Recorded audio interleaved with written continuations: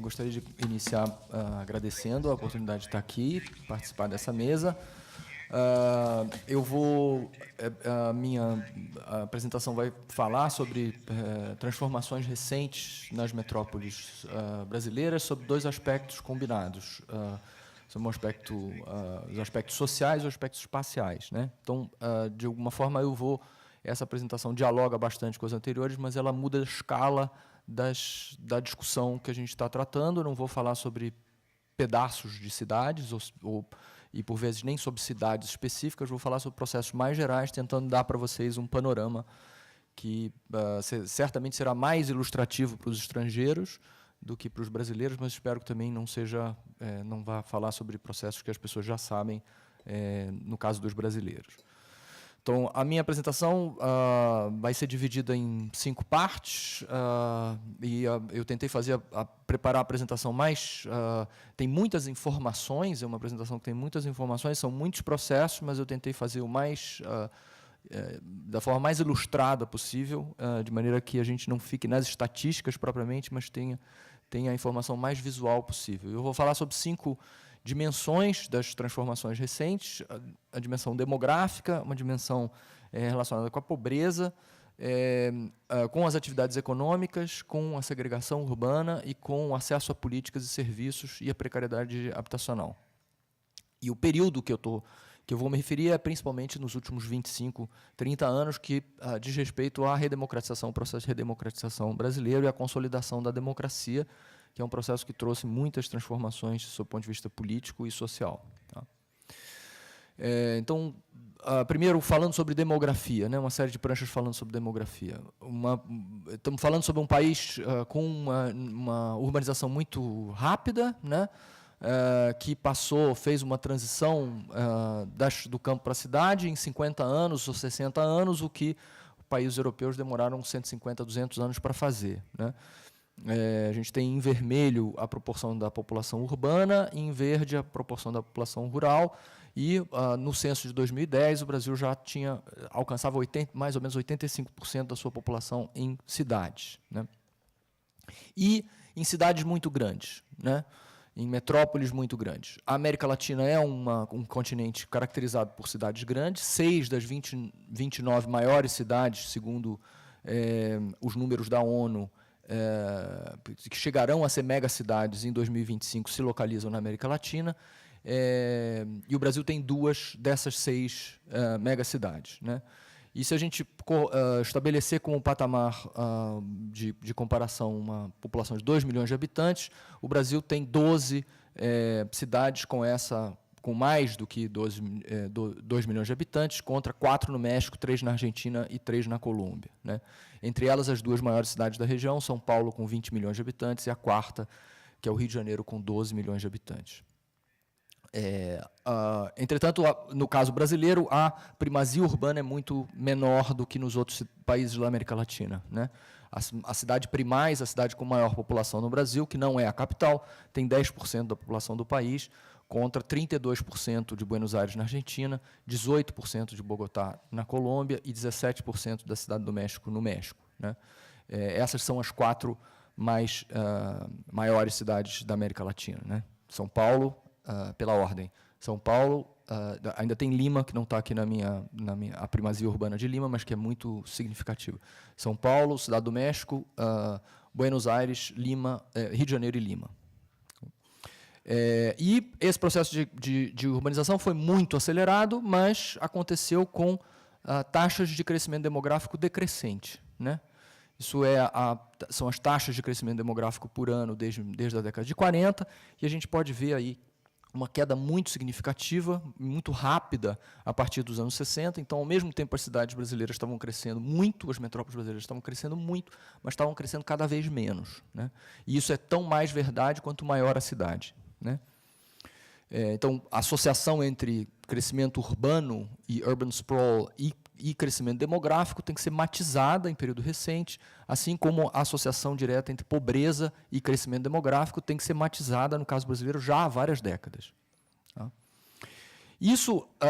Essa taxa decrescente de população tem a ver com a combinação de vários processos demográficos. O primeiro é a queda da fertilidade, queda da fertilidade no Brasil aconteceu de maneira muito rápida. Os demógrafos todos ficaram abobalhados com os dados de 91, quando os dados de 91 foram publicados. A gente partiu de uma média de filhos por mulher em idade fértil de 6,2 em média no Brasil em 1960, para hoje uma média de 1,9 filhos por mulher em idade fértil, né? Os processos migratórios, se a fertilidade caiu muito, a fecundidade caiu muito, também mudaram muito intensamente os padrões migratórios, né? Então, você tem esse é uma das pranchas que não dava para fazer uma apresentação mais visual, mas queria só marcar a ideia de que lugares, estados e cidades que eram grandes receptoras de população nos anos 60 e 70 passaram a ser doadoras de população em processos migratórios, tornando os processos migratórios muito mais complexos. Então, hoje você tem gente que continua migrando para as cidades grandes, mas você também tem gente saindo das cidades grandes, tem gente se deslocando entre cidades de porte médio de uma forma muito mais intensa. Então, isso já acontecia na década de 90 e se intensificou na década de 2000, e cidades como São Paulo são hoje mais doadoras de migração do que receptoras de migração nacional, certo? Também São Paulo passou a ser, a partir da década de 90, voltou a ser uma receptora de fluxos migratórios internacionais da América Latina, que são importantes do ponto de vista urbano, cultural, econômico e tal, mas que são menos importantes em termos demográficos pelo tamanho do fluxo populacional. Entretanto, esse crescimento demográfico reduzido das cidades, no seu conjunto, tem que ser desagregado para a gente falar sobre cidades propriamente, ou para falar sobre cada cidade especificamente e suas partes, né? Isso é um mapa do crescimento demográfico para o município de São Paulo entre 2000 e 2010. Os dados de 2010 são fresquinhos, eles acabaram de sair.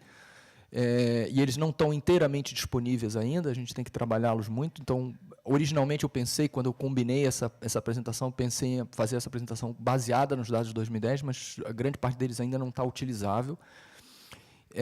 Mas, por exemplo, a gente tem uma parte do debate recente, com os primeiros dados, sugere que o crescimento demográfico voltou ao centro de São Paulo. Isso a gente pode ver aqui, azul, lugares em azul são lugares com decréscimo populacional, e lugares em vermelho são lugares com crescimento populacional. Isso aqui é o centro de São Paulo, a gente está mais ou menos aqui, agora, nesse momento, isso aqui é o centro de São Paulo, e a gente pode ver que essa informação tem que ser matizada. Tem lugares que crescem e lugares que decrescem intensamente também dentro do centro.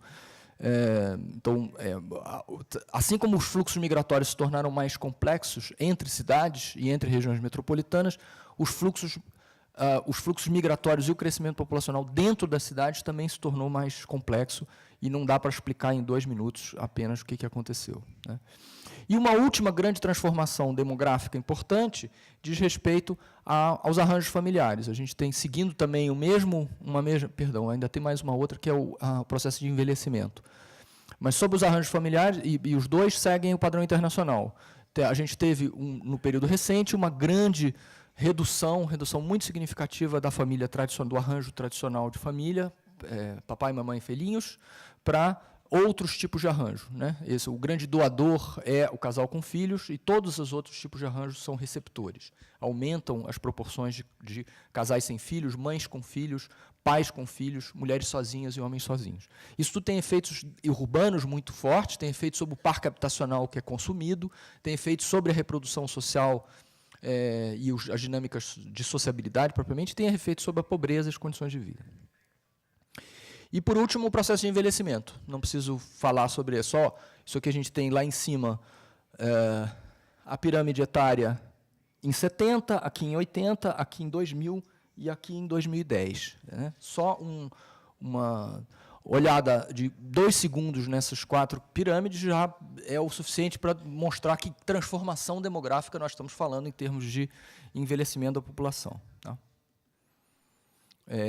Não sei se todo mundo está acostumado com esse tipo de gráfico. Quando você tem isso aqui, a base, isso aqui são os anos, aqui homens e mulheres, do lado de cá a gente tem as proporções da população que estão por faixa de idade, né? Então, nesse tipo de pirâmide aqui, você tem uma base muito larga, você tem muitas crianças, e essas crianças pouca população idosa, e à medida em que a pirâmide vai se transformando numa coisa como uma pera, ela vai tendo a sua população envelhecida.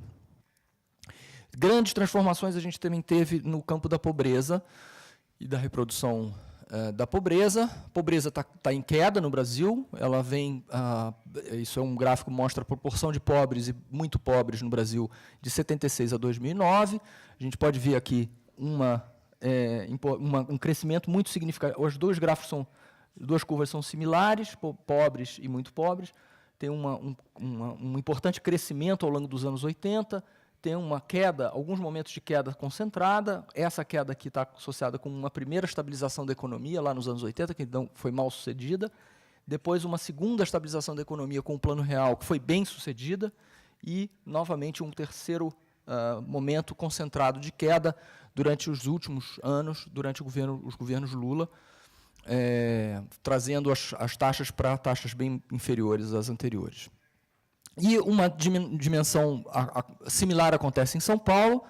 Isso é só a região metropolitana de São Paulo, a mesma informação, pobreza em cima e pobreza extrema embaixo. A gente teve um processo de crescimento da pobreza importante ao longo dos anos 90, com a restauração econômica, e depois uma queda aqui muito importante com a estabilização da economia, com o Plano Real, depois um crescimento da pobreza, novamente lento ao longo dos anos 90, com a restauração econômica, abertura da economia brasileira, restauração econômica, e aqui uma queda significativa, a mesma queda significativa ao longo dos anos recentes.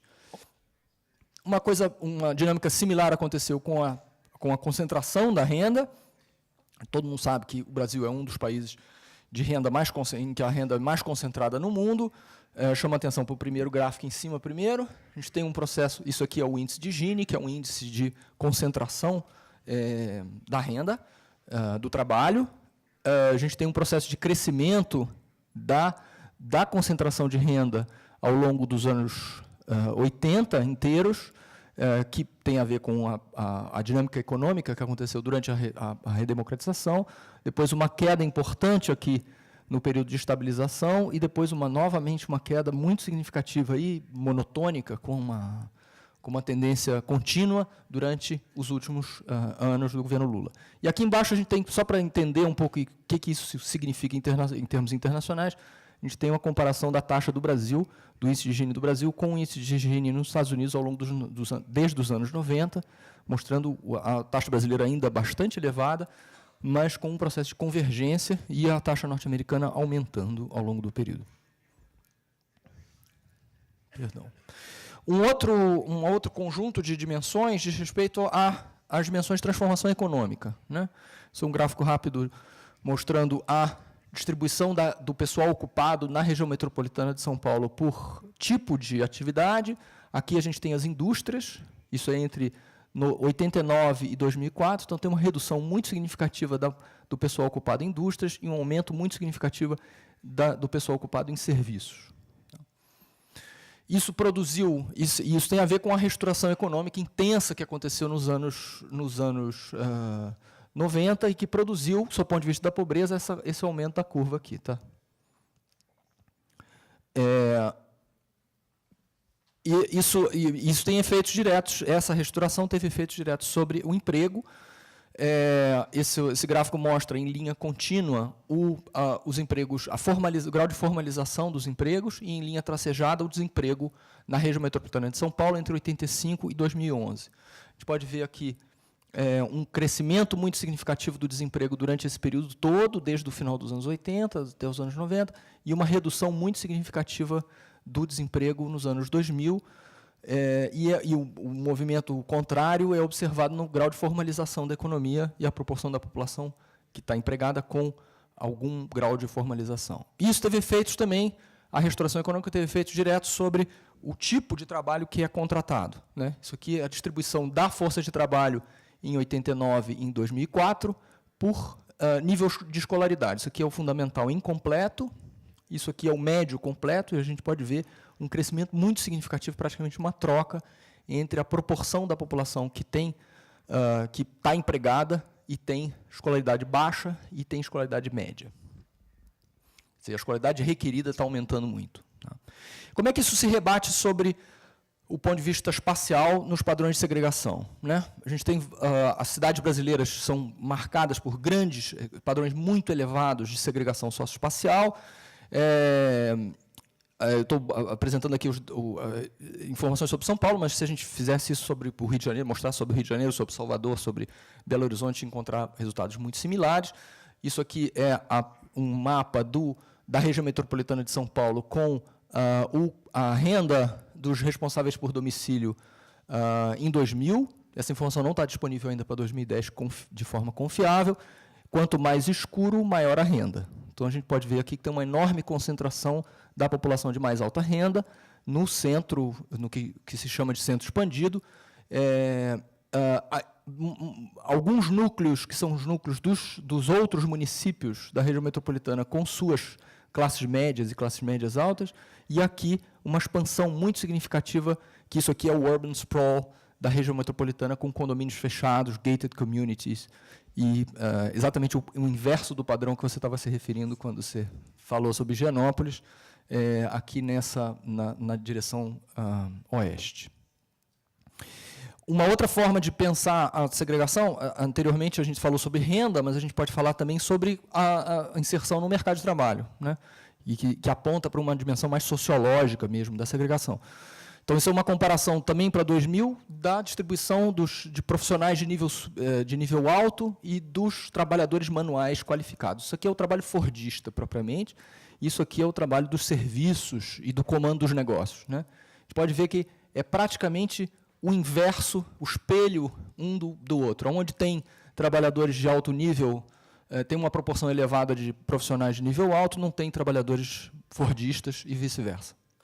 Então, umas cidades marcadas por um padrão de segregação muito grande. E esse padrão de segregação, a gente não tem os dados de 2000 ainda para confirmar isso, mas os padrões de segregação parecem ter se mantidos muito estáveis, né? E aí eu gostaria de sugerir que a estabilidade dos padrões de segregação diz respeito à ausência de políticas públicas e urbanas de controle do uso do solo e de planejamento que sejam ativas e não passivas nas grandes cidades brasileiras. Em grande parte, isso está associado com o desafio político, esse é um dos maiores desafios políticos das políticas urbanas brasileiras, de regular a terra, né?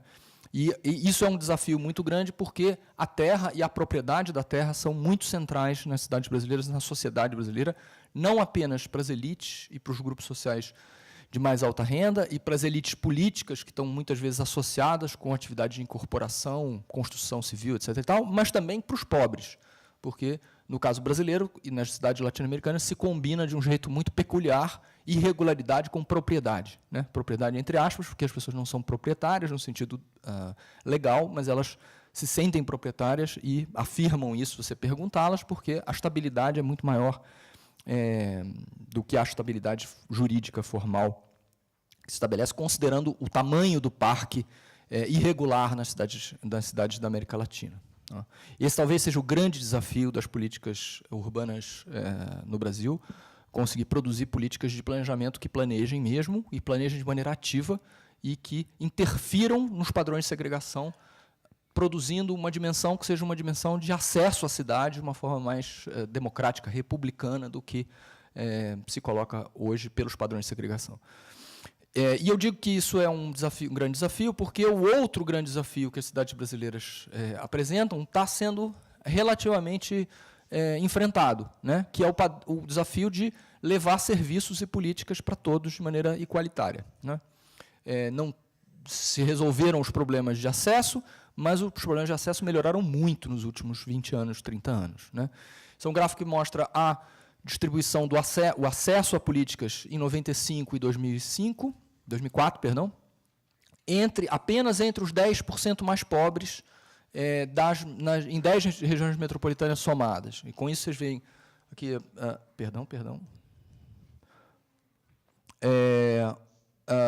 coleta de lixo, coleta de esgoto, coleta de lixo, acesso à água e energia elétrica, e você pode-se observar uma clara tendência à universalização desse serviço. A mesma coisa aconteceu com as políticas sociais, né? As políticas sociais avançaram muito, o acesso às políticas sociais avançou muito no Brasil nos últimos anos. Eu representei elas aqui com essa prancha, que fala sobre analfabetismo jovem, adulto, jovem, que tem caído significativamente por conta do maior acesso a equipamentos escolares. Apesar disso, as políticas avançaram, os serviços avançaram muito significativamente, isso é inegável, mas avançaram com uma qualidade muito ruim, né? Então, o desafio para as políticas sociais e para as políticas urbanas em geral no Brasil é de melhorar, o desafio para as próximas décadas vai ser melhorar a qualidade dos serviços, que ainda é muito, muito precário. E muito pior do que o serviço oferecido em outras áreas da cidade. A dimensão social que apresenta uma mais evidente degradação é a questão da violência urbana, né? A violência urbana se transformou numa questão generalizada, ela é multifacetada. Falar sobre violência urbana aqui, tem uma literatura recente da sociologia brasileira muito rica sobre a questão da violência urbana, que a gente aprende muito, eu aprendi muito sobre isso lendo essa literatura, mas seria totalmente impossível falar sobre isso na meia hora que eu tenho. Ou gastaria toda a meia hora só para falar sobre violência, mas basta dizer que é um fenômeno multifacetado, complexo, que não diz respeito a um único processo social, mas a uma superposição de processos sociais diferentes, mas que, evidentemente, aponta para uma degradação, né, das condições, né, especialmente entre os mais pobres. Os homicídios, que é talvez a estatística mais confiável, cresceram muito fortemente. Nos últimos anos, eles tenderam a decair, mas há polêmicas se eles decaíram porque o poder público realmente está com um controle melhor sobre a questão da violência, ou o contrário, porque as atividades criminosas, em muitos lugares, estão com um controle maior sobre o cotidiano, etc. e tal, e, portanto, estão regulando a sociabilidade, estão impedindo que a violência continue alta, né? De qualquer forma, a questão se coloca, tá?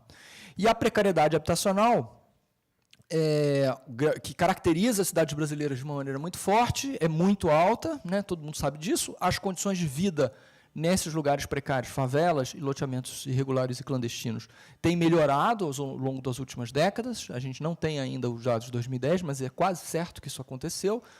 Então, o estoque existente de habitações precárias se tornou menos precárias, em média, mas e ainda não está claro o que aconteceu com o crescimento do fenômeno, né? Em parte porque a própria estatística está melhorando e a gente tem mais capacidades técnicas para analisar os fenômenos do que a gente tinha há 10 anos e há 20 anos, especialmente há 20 anos atrás. Então, por exemplo, para a cidade de São Paulo, então a gente não sabe se o crescimento do fenômeno é realmente o crescimento do fenômeno ou é a melhora da estatística, né? Uma redução da subnotificação, né? No caso de São Paulo, por exemplo, a população favelada, segundo o censo, entre 2000 e 2010, cresceu a 3,5% ao ano, o que é bastante. A cidade, como um todo, cresceu a 0,7%. Então, a gente estaria frente a um processo de favelização importante. Mas, quando você olha os polígonos que já eram, as áreas que já eram consideradas como favelas pelo órgão de estatística, a população ali decresceu a 0,7% ao ano. Então, na verdade, esse crescimento de 3,5% diz respeito a uma atualização das cartografias pelo órgão de estatística, mais do que o crescimento demográfico propriamente. E a gente pode mapear isso, a gente está fazendo ainda, mas não tem como ainda precisar muito esse fenômeno. Então, sumarizando, que meu tempo está acabando, as cidades brasileiras, esses muitos processos que eu falei, nesses 30 minutos, cidades brasileiras cresceram muito, mas depois cresceram mais lentamente, com importantes transformações na estrutura das famílias, na estrutura etária e na distribuição das pessoas por grupo social. A pobreza e a desigualdade têm decaído de maneira intensa ao longo das últimas décadas, da última década especialmente, mas continuam a ter um patamar bastante alto. Há estudos ou há um debate acadêmico no interior da discussão sobre pobreza que aponta para, num certo horizonte relativamente próximo, a questão da pobreza no Brasil se transformar mais numa questão de pobreza relativa do que numa questão de pobreza absoluta, né? A redução da pobreza, da quantidade de gente abaixo da linha da pobreza não resolve o problema da pobreza, ela recoloca o problema como uma questão de pobreza relativa e com uma questão da desigualdade sentida pelos indivíduos, mas, enfim, de qualquer forma, a gente estaria enfrentando o problema da pobreza absoluta de maneira forte nos últimos... a gente tem enfrentado de maneira forte, ou mais forte na última década, do que vinha sendo feito anteriormente. Os mercados de trabalho se transformaram intensamente, se tornaram mais fluidos, mais opacos, o que faz com que seja muito mais difícil para os indivíduos entender exatamente como é que funciona o mercado de trabalho. E em quase todas as cidades, a segregação socioespacial, residencial, é muito alta e não tem sido enfrentada pelas políticas públicas. Não tem sido, na verdade, ela não é nem entendida como uma questão a ser enfrentada pelas políticas públicas, muitas vezes. Isso tem a ver com o caráter mais ou menos sacrossanto da propriedade privada urbana, né? As condições de vida têm melhorado e o acesso a políticas tem melhorado, mas grandes diferenças no acesso nos serviços que são providos existem, continuam sendo importantes, e a grande agenda para o futuro, para as políticas sociais, em especial, e também para as políticas de infraestrutura urbana, é melhorar os serviços de maneira a equalizar as condições de acesso, né? E a violência, nas suas diversas dimensões, se tornou uma dimensão disseminada e complexa e cada vez mais difícil de enfrentar pela aparente perda do poder público de controle sobre partes do território de uma forma mais sofisticada do que vinha acontecendo anteriormente. É isso. Obrigado.